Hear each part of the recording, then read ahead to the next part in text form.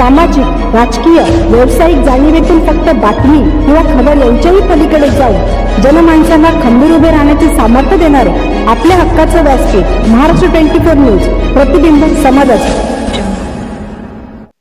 शेतकरी विरोधी काळे कायदे करून शेतकऱ्यांना वेठीस धरणाऱ्या मोदी सरकारच्या विरोधामध्ये देशातील शेतकरी बांधवांचे दिल्ली येथे आंदोलन सुरू आहे। या आंदोलनास समर्थन देण्यासाठी विविध शेतकरी संघटनांनी आज मंगळवार दिनांक 8 नोव्हेंबर 2020 रोजी भारत बंदचे आवाहन केले होते।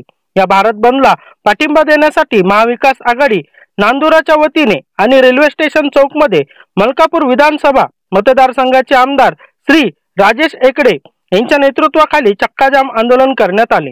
केंद्र सरकारचा धिक्कार असो, रद्द करा शेतकरी विरोधी कायदे रद्द करा, किसानों के समान में महाविकास आघाडी मैदान में, शेतकरी बांधव जागा हो, महाविकास आघाडीचा धागा हो, अशा विविध घोषणा देत परिसर दणाणून सोडला। या चक्काजाम आंदोलनास महाविकास आघाडीचे ज्येष्ठ नेते श्री पदमभाऊ पाटील, शिवसेना उपजिल्हा प्रमुख श्री वसंतराव भाऊ भोजने, नांदुरा तालुका काँग्रेस कमिटीचे अध्यक्ष श्री भगवान भाऊ धांडे, जिल्हा काँग्रेस कमिटीचे सरचिटणीस श्री निलेश पाऊल झगडे, नांदुरा नगर परिषदचे उपाध्यक्ष श्री लालाभाऊ इंगळे, नांदुरा शहर काँग्रेस कमिटीचे अध्यक्ष श्री गौरव पाटील, श्री रवी राणे, डॉक्टर प्रदीपजी हेलगे, डॉक्टर अमीन, श्री युवराज बापू देशमुख, श्री नितीन मानकर, श्री राजेंद्र देशमुख, सोनू चोपडे, राजू पालकर, गजानन काळमेघ, अमित सातव व महाविकास आघाडीचे कार्यकर्ते मोठ्या संख्येने उपस्थित होते। प्रतिनिधी मोहम्मद फारूक, महाराष्ट्र 24 न्यूज, खामगाव।